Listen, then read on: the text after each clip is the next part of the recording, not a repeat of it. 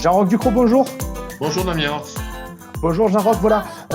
Donc tu es présent aujourd'hui pour nous parler des revenus fonciers et plus précisément de la déclaration des revenus fonciers. Donc tu vas Oui. pouvoir apporter à nos clients toute l'expertise pour déclarer les revenus fonciers dans de bonnes conditions. On t'écoute Jean-Roch, quels sont tes trucs et astuces? Le premier conseil que je pourrais donner aux clients, Damien, c'est d'être précis. Ce n'est pas très compliqué, c'est plutôt minutieux comme manipulation.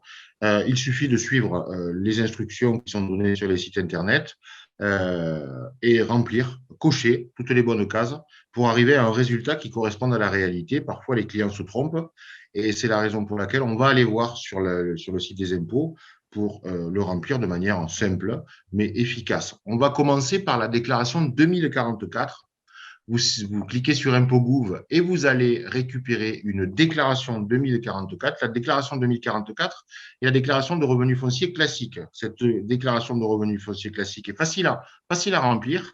Alors, on va faire les quelques lignes qui sont nécessaires à cela. Vous allez voir, c'est assez rapide.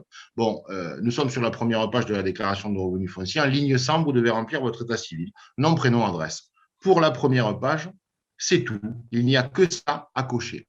On va ensuite arriver, si vous voulez, à la page 2, avec la ligne 210, où on va remplir les loyers bruts encaissés. Donc, on le trouve sur la ligne, donc à partir de la rubrique 210, à partir de la ligne 211, loyer brut encaissé, c'est-à-dire le montant des loyers encaissés, brut. On ne déduit pas les charges, puisque les charges, on va les déduire après. Ça va nous représenter nos recettes qui vont être agrémentées à la ligne 215 automatiquement. Et ensuite, à partir de la ligne 220, on va avoir tout ce qui est frais et charges, c'est-à-dire ce que l'on peut déduire. On va d'abord, à la ligne 221, pouvoir déduire tout ce qui est frais de gestion, c'est-à-dire la gestion, par exemple, que l'on confie à Orpi. On va la mettre ici. On va remplir le montant annuel de la prestation qui est payée par Orpi. Ligne 222 ensuite, on va avoir un petit bonus. On déduit 20 euros par local, c'est-à-dire on déduit 20 euros par logement. Ligne 223, prime d'assurance, c'est le montant de la propriétaire non occupant que les propriétaires ont souscrit, donc le montant de l'assurance de l'immeuble. On va avoir ensuite sur la ligne 224 tout ce qui est entretien et réparation. On le détaillera un petit peu plus loin dans une autre rubrique, mais dans la ligne 224, on va mettre tout ce qui est frais d'entretien. On va ensuite déduire à la ligne 227 la taxe foncière, puisque la taxe foncière est entièrement déductible du revenu encaissé. Et à la ligne 240, on va avoir le total des frais que je viens de précédemment vous indiquer qui vont se mettre ensemble.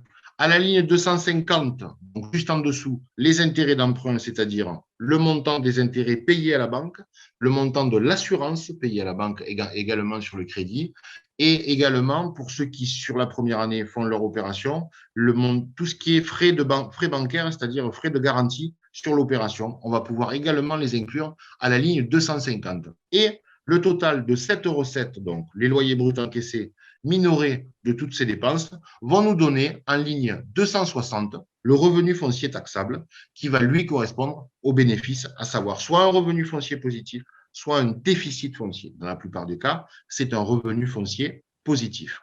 Si ce revenu foncier positif représente plus de 30% de la recette globale, on a intérêt à passer par le régime réel. Si on est en dessous, c'est-à-dire si le montant des charges est moins important que 30% des recettes, on a plutôt intérêt à passer par ce qu'on appelle le microfoncier pour déclarer un appartement en régime microfoncier. C'est beaucoup moins compliqué que cela. Il suffit d'aller sur la déclaration 2042, qui est la déclaration des revenus classiques, qui n'est pas la déclaration des revenus fonciers.